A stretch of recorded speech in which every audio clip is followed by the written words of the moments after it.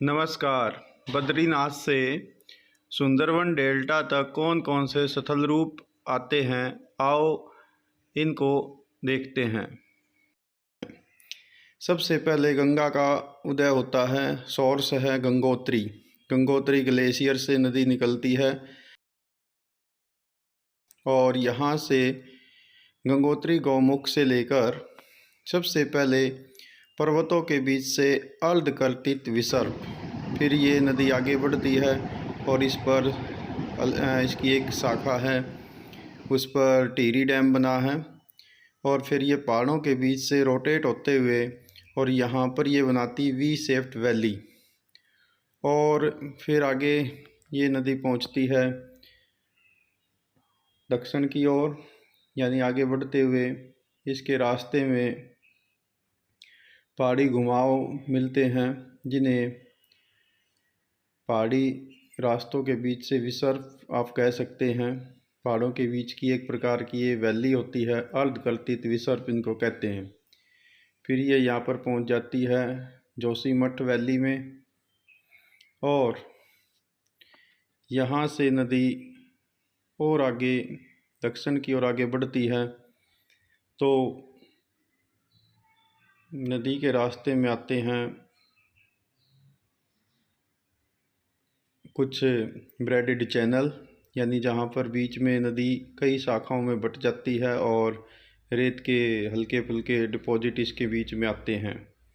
आगे नदी पहुँचती है यहाँ पर देवप्रयाग में, जहाँ अलकनंदा और भागीरथी का संगम है।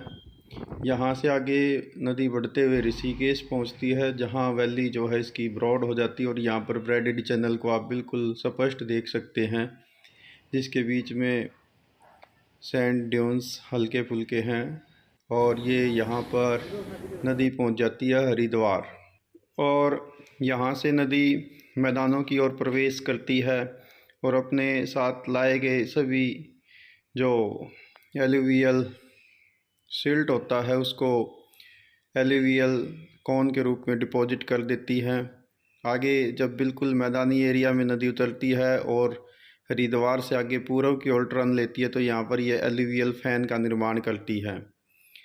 फिर ये नदी पूर्व की ओर लगातार आगे बढ़ती जाती है, उत्तर प्रदेश से अपना सफ़र जारी रखती है और यहाँ पर मैदानी एरिया में बहने के कारण से नदी की वैली काफ़ी ब्रॉड हो जाती है। यहाँ इसके रास्ते में कई बड़े बड़े शहर इस पर बसे हुए हैं, जैसे कानपुर में गंगा नदी सबसे ज़्यादा दूषित है, इसलिए यहाँ पर नमामि गंगे प्रोजेक्ट भी चलाया जाता है गंगा नदी की सफाई के लिए। इससे आगे नदी पूर्व की ओर आगे बढ़ती है और यहाँ से आगे बढ़ते हुए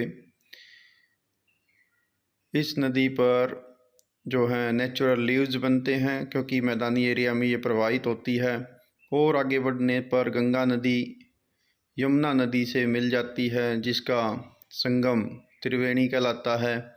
और यहाँ पर नदी मैदानी एरिया होने के कारण से संगम के बाद बहुत ज़्यादा घुमावदार रास्ते अपनाती है, जिसे मिएंडर्स कहते हैं। यहाँ पर ऑक्सबो लेक और विसर्प बनाती है।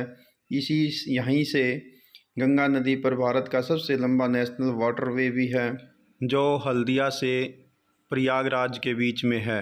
यहाँ पर गंगेटिक डॉल्फिन भी मिलती है, जो भारत का नेशनल एक्वाटिक एनिमल है।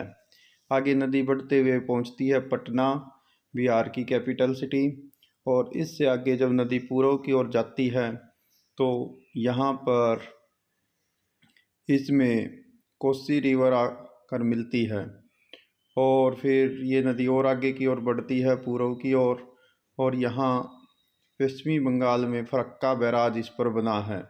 यहाँ से नदी की एक शाखा हुगली नदी के रूप में और दूसरी पद्मा नदी के रूप में बांग्लादेश में प्रवेश करती है।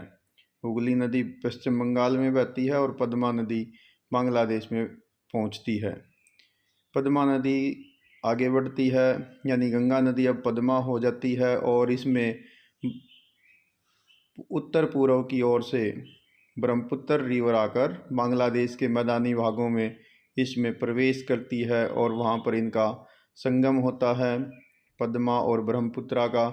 और इससे आगे ये नदी कहलाती है मेघना नदी। ये आप देख रहे हैं ब्रह्मपुत्रा और गंगा का यानी पद्मा का संगम। और इससे आगे इस रिवर का नाम मेघना होता है, क्योंकि इसमें मेघना जो उत्तर पूर्व की ओर से आती है, एक प्रमुख नदी जो गंगा की सहायक नदी है, वो आकर मिलती है। और यहाँ पर फिर ये गंगा सागर के पास दुनिया का सबसे बड़ा डेल्टा बनाती है, सुंदरबन डेल्टा। तो ये एक अन्य लैंड फॉरम्स है। पूरे 2525 किलोमीटर के सफ़र में गंगा नदी अनेक सतल रूपों का निर्माण करती है और भारत की सबसे लंबी नदी बेसिन है। जय गंगे मैया।